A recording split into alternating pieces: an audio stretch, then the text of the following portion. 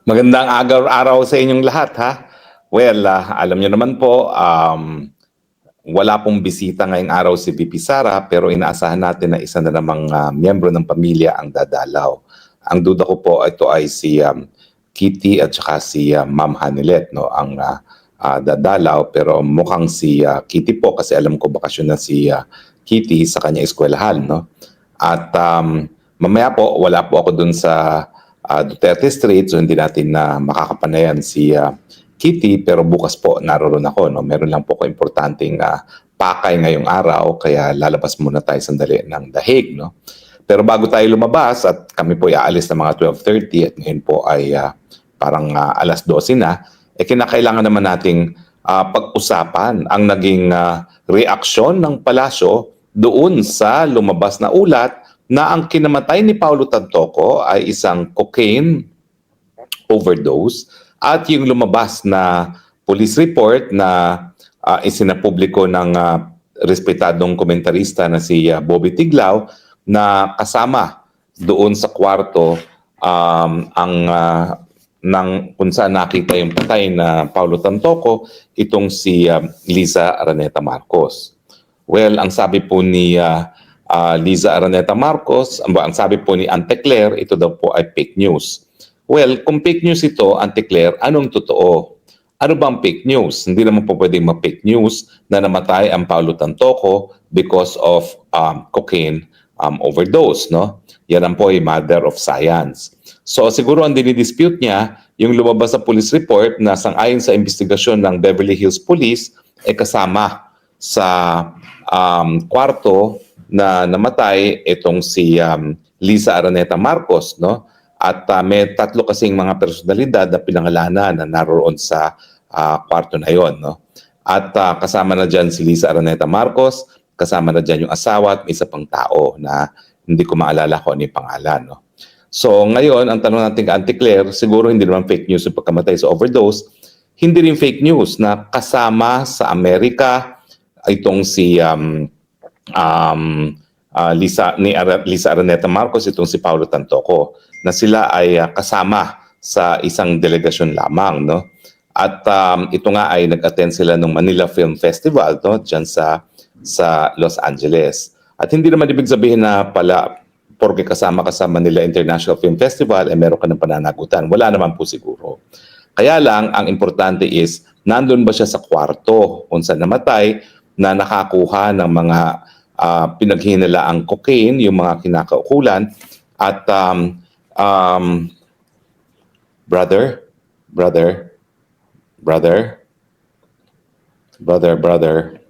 at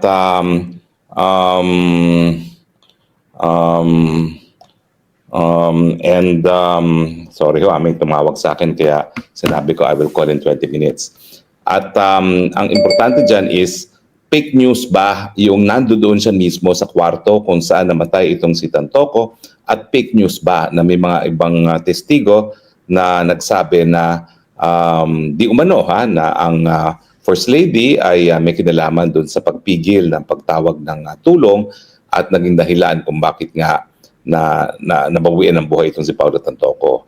Dangerous endangerment o di naman kaya parang criminal negligence yung nangyari, no, dahil nga pinigilan yung pagkuha ng tulong. Sandali lang ho, may tumatawag eh. Brother, can I call you in 20 minutes? I'm just in a call right now. Call you 20 minutes. Okay, thank you. So anyway, so ayun, sinabi ko nang tatawag lang ako in 20 minutes, o importante yung tawag na yan. Anyway, so Madam Claire, Ante Claire, kung yan ay fake news, anong katotohanan? Kung ang sinasabi mo na police report na isiniwalat ni Bobby Tiglao na respetado ng marami ay fake news, nasaan ang totoong police report? Hindi naman po pwedeng sasabihin mong fake news and yet wala kang dinadalang pruweba kung anong katunayan. Otherwise, i-dismiss mo lang yan na wala kang basihan. Samantalang ang isang periodista, itinaya niya yung kanyang kredibilidad bilang isang mamamahayag. At saka syempre, yan naman po ay public documents na pwede nating paniwalaan dahil yan naman po ay hindi pribadong mga dokumento na ini-issue na kung sino-sino lamang.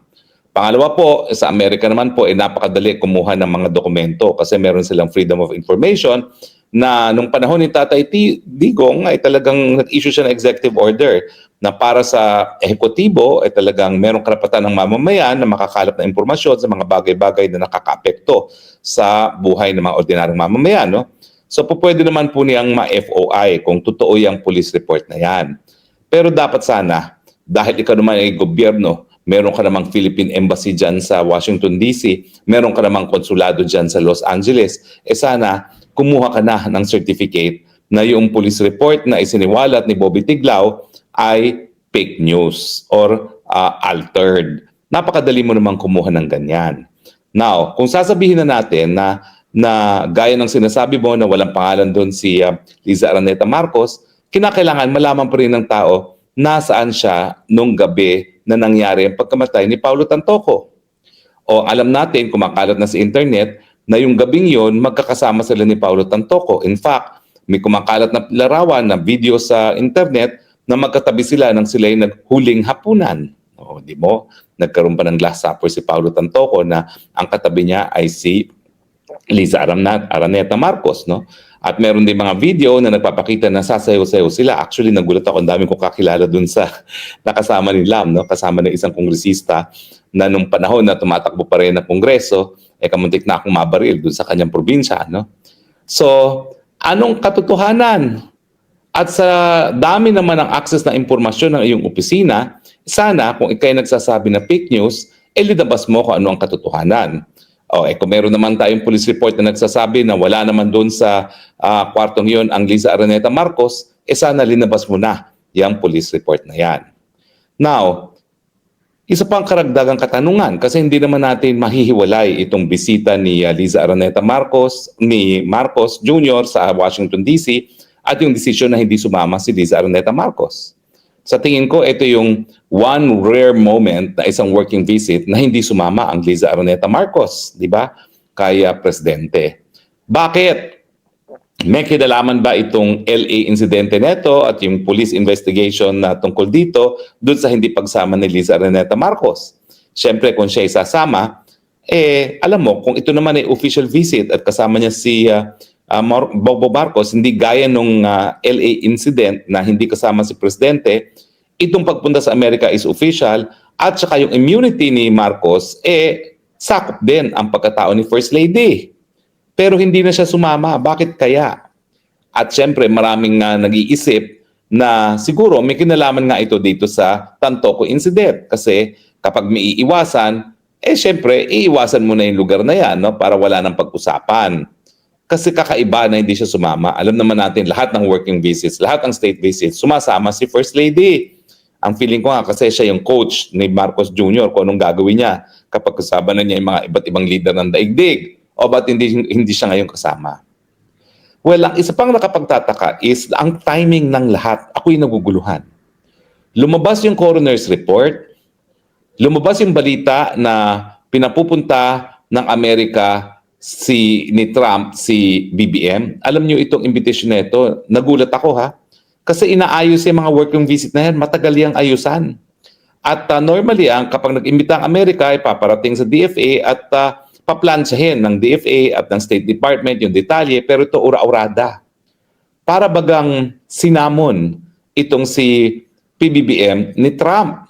At dahil ito namang si PBBM atat na magkaroon ng picture kasama si Trump para sabihin suportado siya ni Trump, talagang tinanggap kaagad. No? Pero sa katunayan, sa diplomasya, talagang pinaghahandaan po yung mga bisita na yan. So hindi ko alam ngayon kung yung pagtawag talaga namang pagsamon. Ang nangyari dyan, samon. Parang pinapunta siya, samon, at ura-urada kang pupunta. Kasi tignan nyo ha, mag-State of the Nation address, aalis ang presidente na 20 ng Hulyo. Babalik ng 22. Di ba 24 na ang SONA? Nagpa-practice pa yan eh. Kung nagpa-practice na nga siya, pumapalpak pa siya, ngayon pa kaya na hindi siya magpa-practice at santu-santu pa siya dahil nga siya ay lilipad, no? Magso-SONA na. So, alam natin na hindi talaga pinaghandaan itong pagpapatawag sa kanya sa Amerika. It was more of summon. So ngayon, pag pinagtagni-tagni natin yan, at saka yung deklarasyon ni Rubio na talagang hindi tayo iiwanan, Ano ang nakikita nating larawan? Unang-una, dawit ang First Lady sa isang pagkamatay. Pangalawa, ang Amerika kinakailangan ng Pilipinas para maging unsinkable warship ng Amerika sa laban nito sa China, bagamat sa tingin ko, ito ay hindi magiging pangunahing agenda ng Trump administrasyon kasi siya ay America first. Mas unahin muna niya yung tariff war kaysa yung actual na gera. No? Pangatlo, nangangailangan ng suporta sa PBBM dahil napakababa ng kanyang acceptance and approval and trust sa rating sa Pilipinas at gagawin niyang lahat para makuha itong PR moment na kasama si Trump na nagbibigay ng suporta sa kanya. At number 4, syempre, inarian yung kagustuhan ng administrasyon na kung dawi talaga si Liza Araneta Marcos dyan sa LA, mawala yung insidente na yan. So pag pinagtugma-tugma mo yan, hindi mo maikakaila na parang related ang lahat. At anong basa ko dito? Unang-una, yung ura-uradang pag-iimbita, hindi yan dahil gusto nila magpakita ng support kay Marcos Jr. Sa tingin ko, kaya yan ura-uradang pinapunta na Washington DC. Alam mo naman, ugali ni Trump yan. Wala yan paligoy-ligoy. Yan ay para sermonan nitong Marcos Jr. Na kung ikaw gusto mo maging kaalyado namin, mag-igi-igi ka sa buhay mo. Una-una, bakit mo pinakulong yung kaibigan ko na si Duterte? Dahil lang sa kanyang war on drugs. And yet, ang iyong sariling misis ay madadawit sa isang drug incident dito sa bansa ko sa LA? Hindi ba na parang tugma na may posibilidad na kaya pinatawag ni Trump si Marcos at sinamon yan eh. Para bang katulong si Marcos na sinamon, pinapunta, ura-urada naman, binitawan ng lahat at pumunta. Mantakin mo. Yung paghahanda sa SONA, isinintabi para pumunta dahil pinapunta siya. So para talaga siyang alipin. Ba't siya pinatawag? Hindi naman siguro para purihin, kundi para sitahin. Hoy, Marcos Jr., napakahirap mong kampihan. Dahil pati ang misis mo nadadawit sa droga. At dahil dawit sa droga ang misis mo, siguro alam na rin ng mga Amerikano kung hindi yung realidad, yung chismis na baka pati itong si Marcos Jr. dawit sa droga. Parang walang pagkakaiba yan dun sa chismis na itong si Zelensky ng Ukraine gumagamit din ng droga. Diba? Narinig niyo yung chismis na dalawang head of state ang gumagamit ng droga. Chismis. Pero as far as Trump is concerned, tignan niyo kung paanong tratuhin ni Trump si Zelensky na isang kaalyado talaga ng Amerika. Halos wala siyang respeto kay Zelensky. Binabastos. Bakit? Kasi nga ang tingin ni Trump, siya ay druggy. So, dapat bang pangbayabang ngayon itong Marcos Jr., itong pagsasamon sa kanya, pagtatawag sa kanya at pag-aalis niyang ura-urada papunta ng Amerika? Hindi. Dahil ang tingin ko, sosoplahin siya. Dahil mukhang alam na ni Tatay Trump na siya ay gumagamit ng pinagbabawal ng gamot at ngayon, binigyan pa niya ng headache, ng sakit sa ulo ang mga Amerikano dahil dito sa pagkadawit ni Liza Araneta sa pagkamatay ni Tantoco. Now, anong implikasyon nito sa national security? Well, syempre, ang gusto ng Amerika talagang tuluyan magsunod-sunuran si Marcos Jr. So, ang duda ko, sosoplahin niya yan, gaya ng sinopla niya si Zelensky, para makuha ang lahat ng gusto niya sa Pilipinas. Anong gusto niya? Pumayag ka na mas maraming EDCA site. Pumayag ka na lahat ng base militar pwede na namin gamitin. Di ba? At dahil tayo naman ay meron tayong nickel, no? Pumayag ka na, kukunin din namin yung mga rare earth minerals mo. Huwag mo nang ipadala sa China. Hindi po malayong mangyari yan. Kasi nga, desperado naman ang Marcos Jr. na makuha ang suporta ng mga Amerikano. Di ba? So kinakailangan talaga maging critical tayo sa pag-iisip at tinatagni-tagni natin ang mga pangyayari. So anong sinasabi ko? Ang sinasabi ko, unang-una, yung pag-release ng report na yan, na nadadawit si Liza Araneta Marcos, may kinalaman po yan sa pagtawag ni Trump kay Marcos na ura-urada.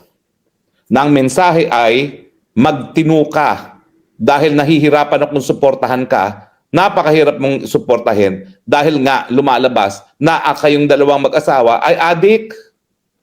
At dahil ang Marcos Jr. naman ay atat na atat, makuha ang suporta ni Trump, Ang gagawin naman ni Trump para suportahan kita, maski napakahirap mong suportahan, kukunin ko ngayon ang lahat na kailangan ko sa Pilipinas, baka itaga nyo sa bato, magkakaroon ba tayo mas maraming EDCA site, at baka magkaroon ng ibang destination ngayon, yung nickel at iba pang rare earth metals na in-export natin sa China, baka yan ngayon ay papunta na sa Amerika.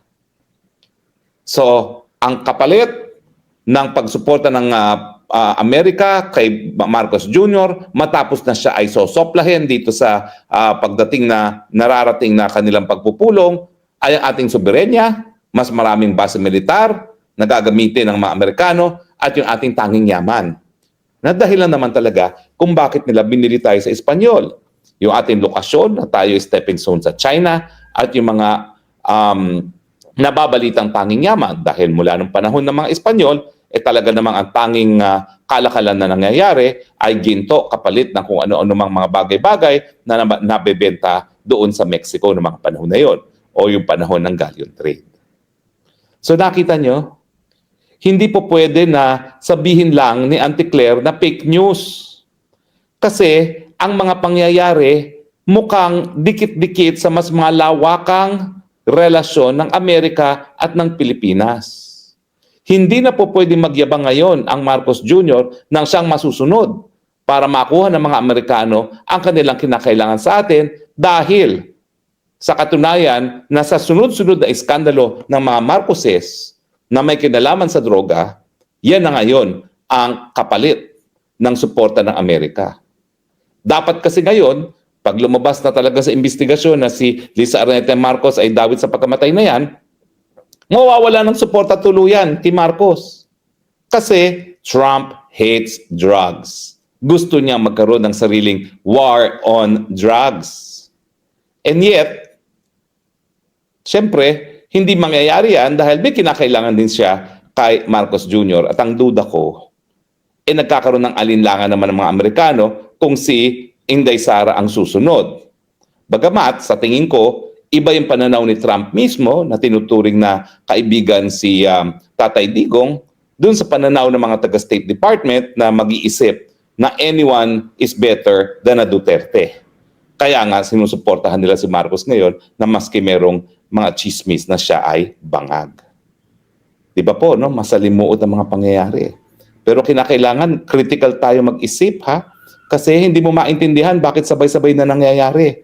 Lumabas ang coroner's report confirming death on cocaine. Lumabas yung imbitasyon na ura-urada na hindi naman hiningin. Well, I'm sure hinihingi natin yan pero nagulat tayo. Kasi parang si Secretary Rubio na nag-anunsyo at siya na nagsigurado na matutuloy ang meeting.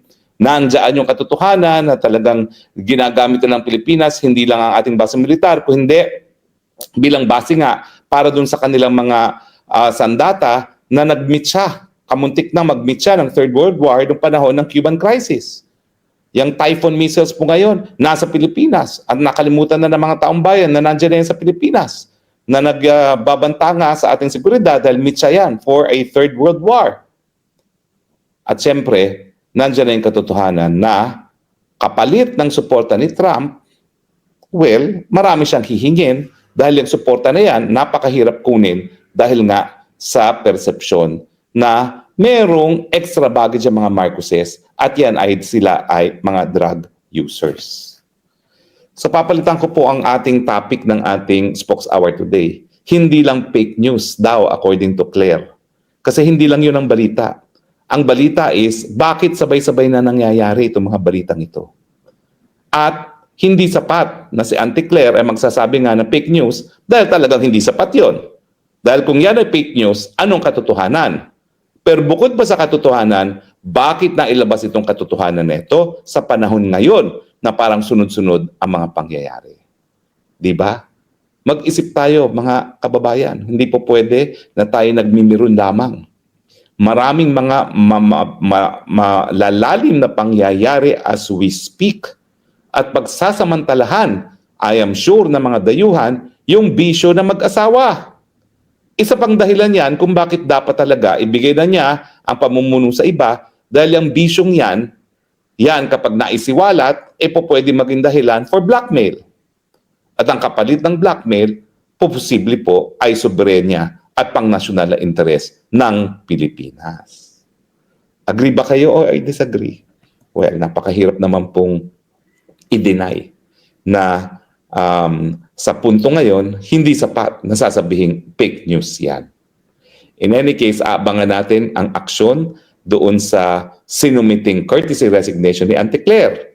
Well, ako naman po nagsasabi na bilang isang tao na nagnanais na talagang mapalitan ang ating liderato mas maaga kaysa sa 2028 at yan naman po ay pwede mangyari sa mga konstitusyonal na pamamaraan gaya ng people power or voluntary resignation ni Marcos Jr., gusto ko manatili si Auntie Claire kasi siya talaga ang dahilan kung bakit patuloy na lalo pang nagagalit ang taong bayan sa kapalpakan ni Marcos Jr.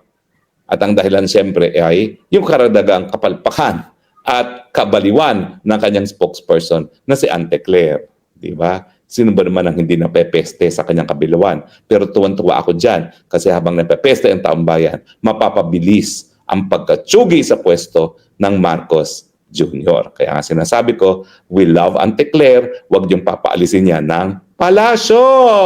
Di ba? Well, anyway, ang sabi ko sa aking kausap, I will call back in 20 minutes at mahigit 20 minutes na tayo. Bilis ng panahon. No? Pero yun nga po ang ating pagmuni-munihan. Ano ba ang mga dahilan sa mga pangyayari na sabay-sabay na nangyayari?